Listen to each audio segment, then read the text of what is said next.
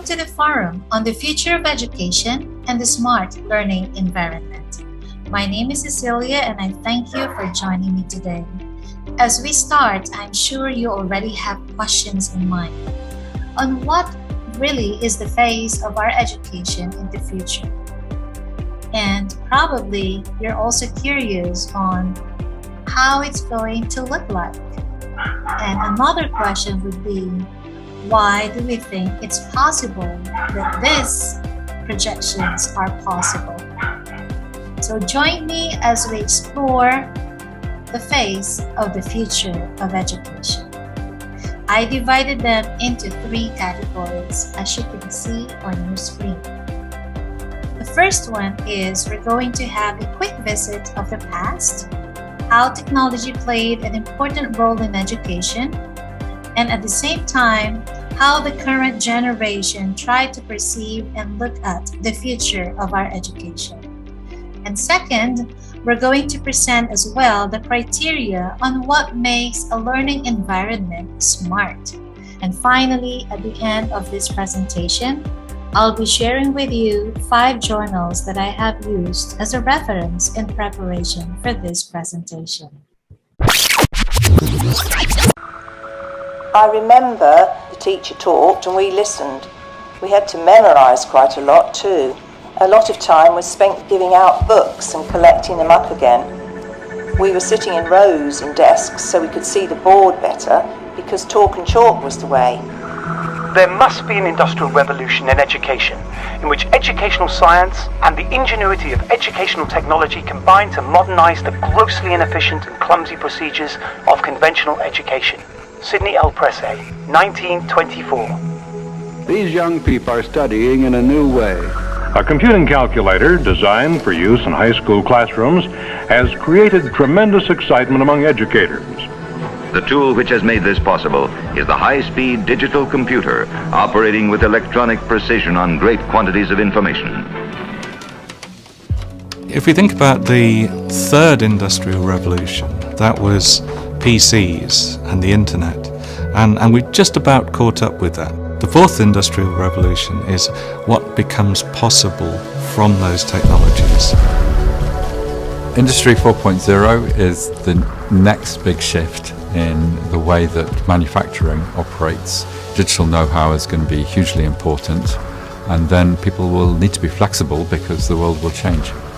The future workplace and future societies, we're still moulding them as we go, and technology is one of the main pillars in what is shaping what the future will look like. The pace of change is remarkable, with the introduction of these exponential technologies creating a paradigm shift to create Education 4.0. Lectures aren't fit for purpose anymore. Using textbooks and teaching in a Victorian sort of method with rows of students, listening to the teacher, taking notes, it's obsolete. We need to use our time in lessons to actually have those meaningful mentoring one-to-ones that can never be replaced. The technology gives us that time if we use it correctly. Rather than being something that's scary, we can use technology to be something that's very liberating for people, so that instead of having to go through the rigmarole of institutional learning as it's been in the past, we can actually use smart robotics, smart computers to make learning more accessible to more people and to actually tailor it to individual needs. This whole cluster of AI technologies will make learning for students more rewarding, teaching for academics more rewarding. We want it to be a win for everybody. We've shown already in clinical studies and trials that retention is up to 70% higher in virtual reality. That has a huge impact on learning and retention of facts. The challenge is for universities to really develop their students' digital skills so that they can actually make use of those skills in the workplace. It would be all too easy to say everyone must learn to code. But the truth is, coding is just one digital skill. Creativity, collaboration, communication, critical thinking, these skills that can never be automated, that can never be replaced, are what we need to focus on. Education 4.0 is a request to the education sector to rethink the educational paradigm. And it's an opportunity for us as this fourth industrial revolution kicks off to think about what modern education should look like. We now live in a hyper-connected world, and now the time, more than ever, the time is for us to say, what do we want to do with that?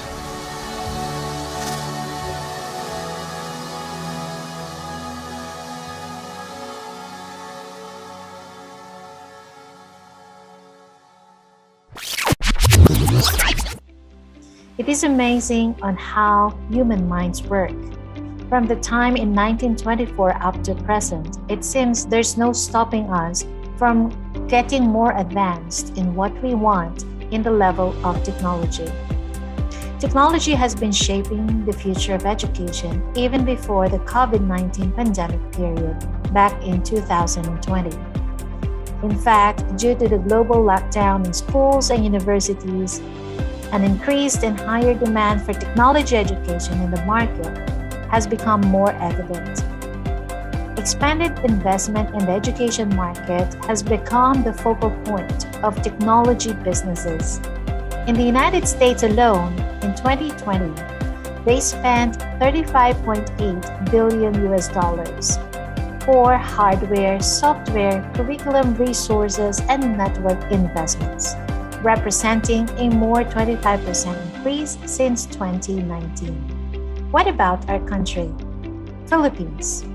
There was also a rapid adoption of technology in the Philippines, although of course it is gradual and minimal compared to other advanced countries, while due to the resources and the lack of skills and the current crisis on the digital divide. This presentation aims to explore the possibilities in education and what a classroom learning environment in the future would look like. That is why when you hear the word SMART on my presentation, it actually describes the technology and the advanced learning environment. SMART learning environment has been defined as a technology-supported learning environment that is capable of adapting and providing appropriate support at the right place and time to meet the individual learner's needs. And this is made possible through data analysis of learning behaviors, performance, and real-world contexts. And with the current pace of the development of artificial intelligence in the Philippines, the change from traditional to smart classrooms may be a little bit far behind compared to countries such as China, United States, United Kingdom, Canada, Russia, Germany, and Norway, and even Sweden. These countries, they're actually progressing and racing for their artificial intelligence advancements. But despite of the slow progression of technology in the Philippines, it is noteworthy to have a vision and to be more adept, especially with these upcoming trends. There are currently challenges in developing smart learning environment. For this to be functional and efficient in assessing and providing for the learner's need, it would require adaptive technology, innovative pedagogy, and upgraded skills in designing a curriculum with smart education framework. For this presentation, I'm going to share with you some of the criteria to consider that our learning environment is smart. Let me start with the first one. It is the innovative capacity. An SLE has the capacity to offer instant and adaptive support that would meet the varying needs of the diverse learners. Nowadays, there are technologies and innovative curriculum that meet this category. MOOC. What is MOOC? MOOC means it is a massive open online course, and it is a model for delivering learning content online to any person who wants to take a course, with no limit even on attendance. So MOOC is a growing pedagogy in learning due to its innovative capacity in catering to diverse groups of learners across the world. It was first introduced in 2007 by David Worley, a professor at Utah State University, and since then it has been accepted and integrated into much higher education across the globe. Why do I think it's going to be the new trend even in the coming years? Well, evidence shows the number of increased enrollees in MOOC platforms since the pandemic. And one of the most famous MOOC providers is Coursera. And I think some of us here have enrolled and experienced the classes provided by Coursera.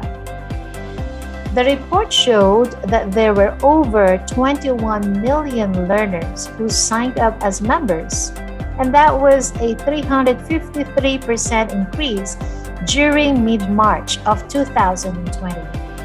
And there were over 50 million course enrollments, wow, during that same period, with a 444% increase compared to the previous year. And those were during special times.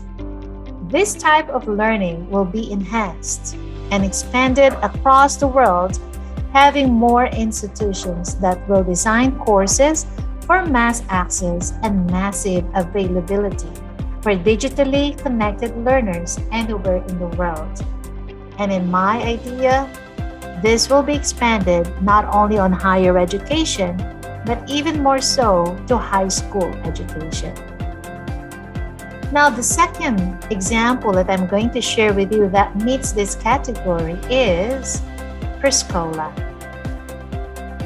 Prescola's Safe School Box is another example of a great innovation, and I'm projecting it's going to be a key player in the future.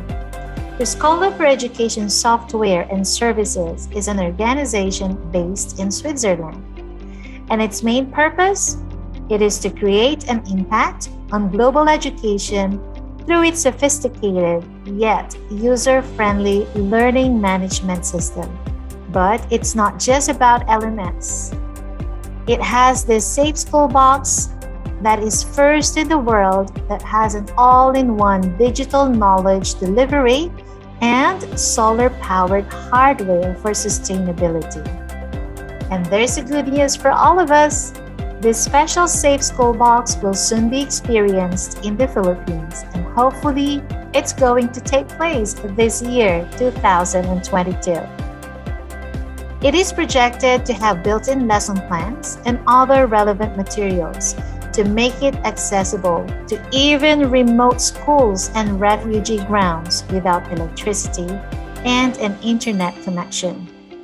This special box has the capacity to connect to Starlink, a low-latency broadband internet across the globe.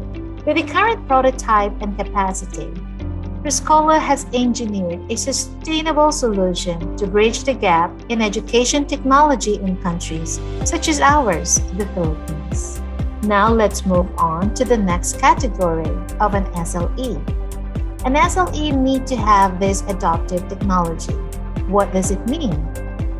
Intelligent interfaces with the use of AI or artificial intelligence are a life-changing innovation in the field of education. The importance of intelligent interface designs in the user experience is critical for a positive experience.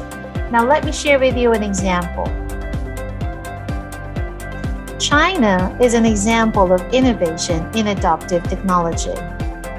China, known to be a cashless society, has already advanced in its technology, especially in the Tier 1 cities such as Shanghai, Beijing, Guangzhou, and Shenzhen.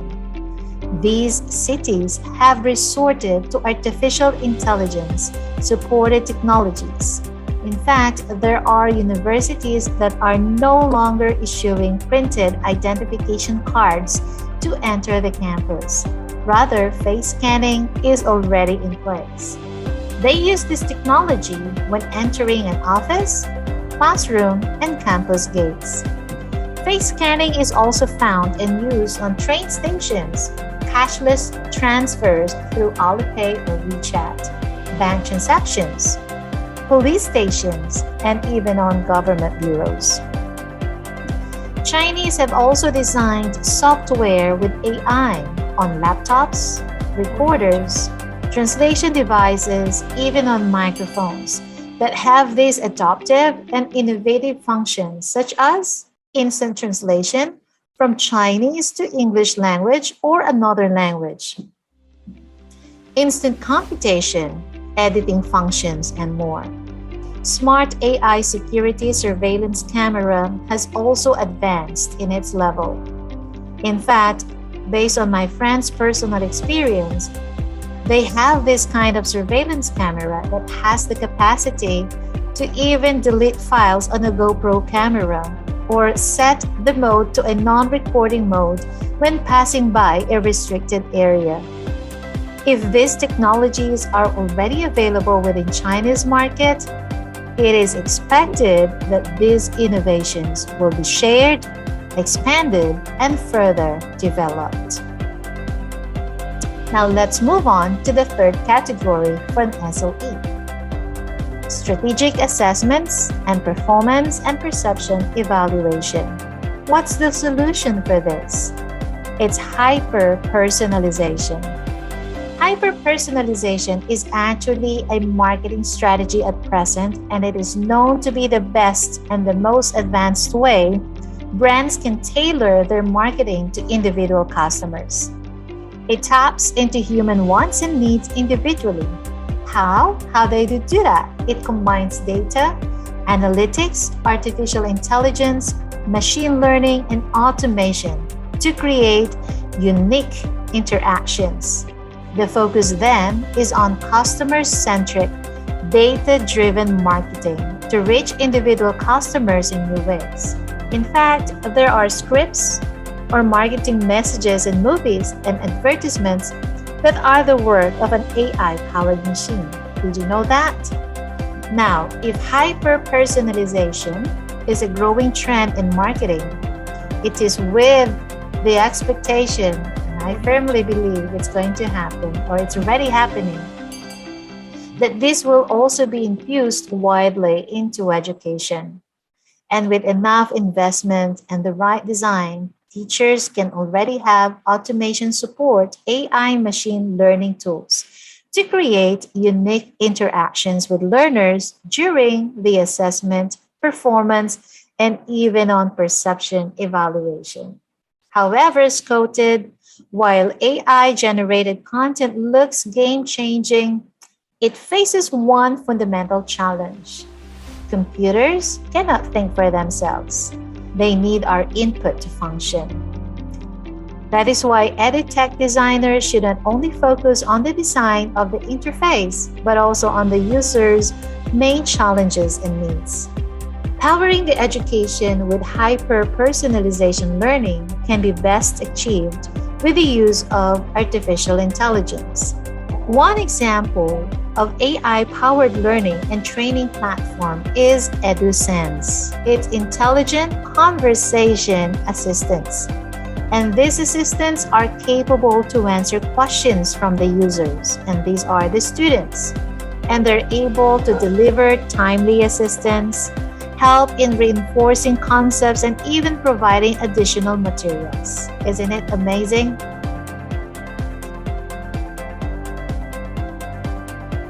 Another possibility is the upgraded version of video-based monitoring. I cannot show you an exact example right now because I haven't seen one yet, because what I have in mind are the combinations of the two things as you can see on the screen. And they should be able to mimic human practices as correlated with monitoring of exams in person. So it's not just enough to monitor based on the software what's going on your screen. Smart video analytics built into cameras and video management software allow quicker detection. Now the last one, it has a real and virtual integration, metaverse. So we're gonna have an astrophysicist in the family. Actually, I have to write this paper. Will you help me? Let's take a closer look. What part of the solar system are we talking about? Saturn. If you were taking astrophysics, you could study in the metaverse. Did Did you know the rings are made up of billions of icy particles? Really? Look at this.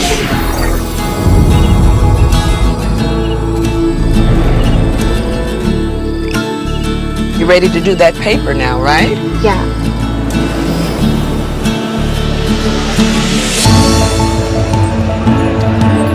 In the metaverse, you'll be able to teleport not just to any place, but any time as well.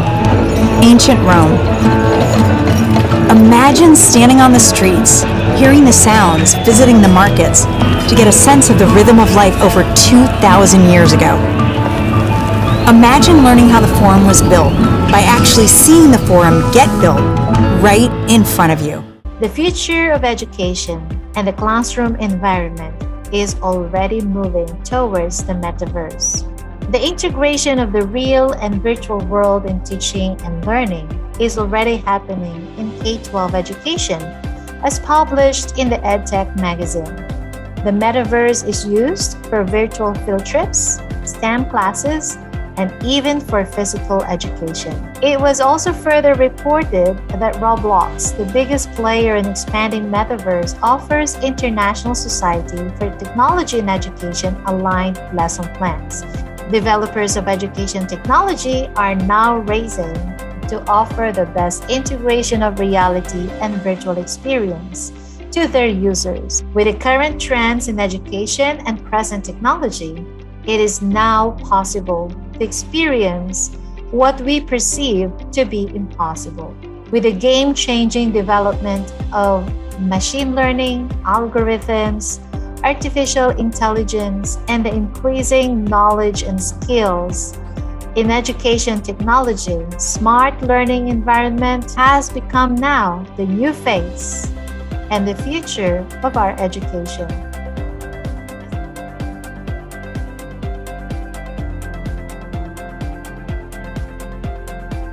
Now let me share with you some of the journals that I have read prior to drafting the report on the future of education and the smart classroom environment. The first journal has the title Shaping the Future Learning Environments with Smart Elements, Challenges and Opportunities. In brief, this journal focuses on the pain points of the smart learning environment. What I like on this paper is it is a collection of over 160 submissions of different experts, professors, educators across the globe, and they're able to sum it up one comprehensive journal. The second journal is about integrating MOOCs into traditional higher education modules. This is a MOOC-based blend framework. This study focused on the UK academics on how the traditional curriculum, the traditional higher education, used MOOC-based blend framework. Overall, based on the findings, it was a success based on engagement, content delivery, added value, and the co-creation. The third one is about the augmented social materiality implications of artificial intelligence for the field of learning technology. This paper had this conscious effort to produce a more theoretical account of the use of technology for learning. But what I'd like to highlight on this paper is the role of the person behind the technology. If left unchecked, I'd like to quote this new assemblage is prone to perpetuate the biases programmed within the technology itself. As the author said, it is important to take the ethical and moral implications of using AI-driven learning technologies into account before their use.